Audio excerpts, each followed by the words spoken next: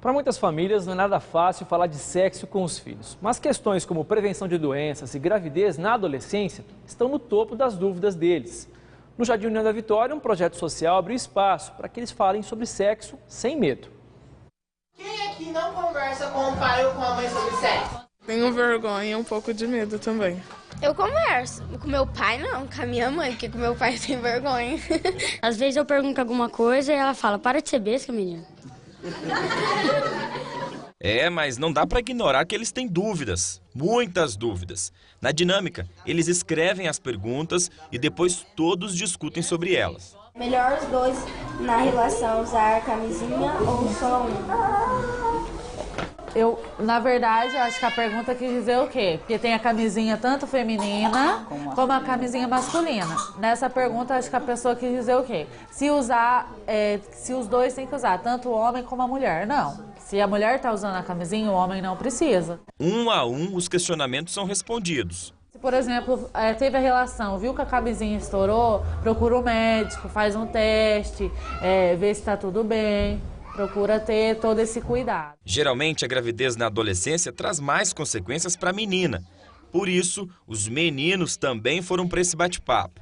Afinal, a responsabilidade tem que ser dividida. Porque vem da menina e do menino. Os meninos não querem assumir os filhos, assim. Meio a meio também, porque não é só a mulher. A família, ela tem a sexualidade como algo que não se fala, não se discute, não é algo que traz para a mesa do jantar. Então, a criança, né, a gente já pode dizer a criança e o adolescente, ela fica sujeito aos amigos, né? Então, a opinião do amigo, aquela questão do namorado, do que os amigos validam ou não validam em relação à sexualidade. Não faltam também exemplos de quem teve sonhos interrompidos por uma gravidez que veio cedo demais. Tinha 16 anos, né? Parei de estudar, né? Eu fazia na época aula de balé, perdi aula de balé, que era o meu sonho, né? Não pude realizar meu sonho até hoje, né? Então eu perdi tudo. É difícil você ter um sonho e você não poder realizá-lo. Sempre eu gosto de falar para minhas filhas, né? Se preparar, né? Não ser igual eu, fui uma mãe bem solteira, para não atrapalhar os estudos dela, né? Foi difícil para você? Foi difícil para mim. Foi bem difícil para mim. A Viviane também veio compartilhar a experiência de vida. Ela só tem 17 anos e há 4 meses teve uma filha. Com a minha idade eu poderia estar indo pra festa, essas coisas, elas conversam sobre festa. Eu não, eu sou a minha filha, minhas coisas só conversam sobre ela. Agora você tem uma responsabilidade grande. Enorme, enorme. É isso que você veio falar pra elas? Qual que é o seu conselho pra esses meninos aqui hoje? Se prevenir bastante, porque é difícil. E a galerinha entendeu muito bem o recado. Veja só o que disse o Igor.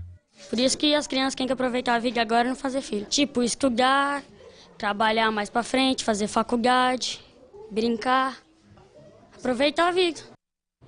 Os postos de saúde do município distribuem camisinhas e fornecem anticoncepcionais também. Basta a menina procurar atendimento ginecológico. O problema é chegar até lá. Muitas estão iniciando a vida sexual antes mesmo de passar por essa etapa e receber as orientações necessárias. Estou aqui com o Fernando Zanluc. Boa tarde, Zanluc. Boa tarde. Por que é um tabu tão grande para as famílias falar sobre sexo e colocar esse assunto nas discussões de casa? A sexualidade humana ela é muito vasta, extensa, e o sexo, pela nossa tradição, inclusive cristã, religiosa, fica um assunto relacionado a pecado e etc. Os pais têm vergonha de assumir uma sexualidade, os filhos têm dificuldade de assumir que os pais têm uma sexualidade. Então fica sempre um assunto rodeado de tabu, o que não deveria ser, né? Porque o sexo é a coisa mais natural do ser humano, inclusive é a maneira que você procria, tem filhos e tem uma intimidade romântica até com uma pessoa, né?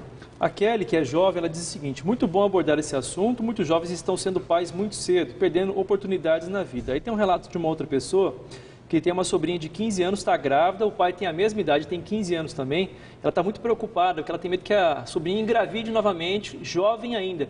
Que tipo de conversa a gente tem que ter para o jovem poder ficar esperto com esses riscos que a gente tem, Zanluc, de antecipar demais as etapas? Então, como eu já disse, a educação sexual deve começar desde que a criança, muito pequena, já faça perguntas do tipo: de onde eu vim, como é que eu fui aí na sua barriga, etc.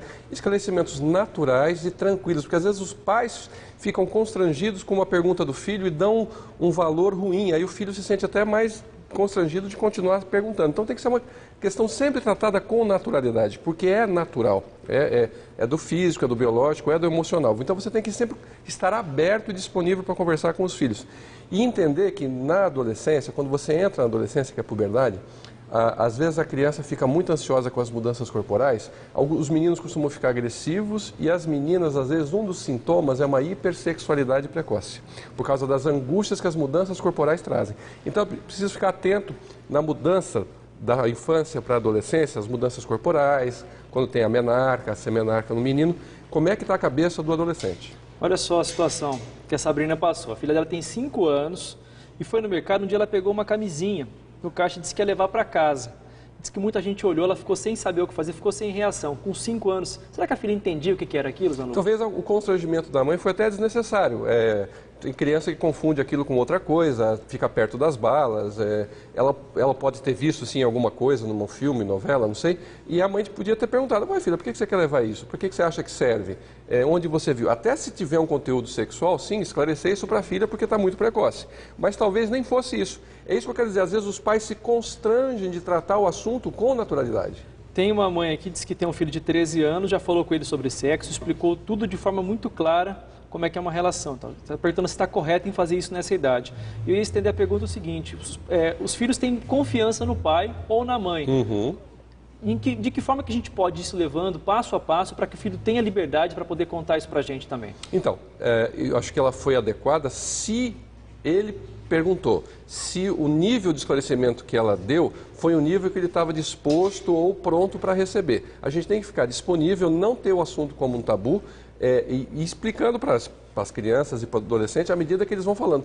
O complicado é que, quando entra na adolescência, por exemplo, o primeiro beijo que se dá, é muito comum o adolescente ter vergonha dos pais por ter dado o primeiro beijo. Então, eles não conseguem falar de intimidade com os pais, porque está deixando a infância e está indo para a vida adulta. Da mesma forma que os pais têm constrangimento de falar da própria sexualidade para os filhos. Então, entre pais e filhos, acaba ficando uma barreira onde um tem vergonha do outro.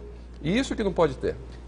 Boa tarde, meu filho tem 14 anos e é louco para namorar. O que fazer? Meu pai sempre dizia o seguinte, que tudo na vida tem a sua hora. É difícil o jovem entender isso, né, Zanlu? Sim, é aí que tá, porque hoje em dia a questão da aparência, do físico, do ser popular, do já ter beijado, se você é bebê, né, que coloca muito nessa idade, é uma questão de status já ter tido experiências afetivas e até sexuais. Então, a questão é de você explicar que, na verdade, é uma coisa muito boa se for feita na hora certa e com a pessoa certa. Zanlu, obrigado. Até a próxima. Até.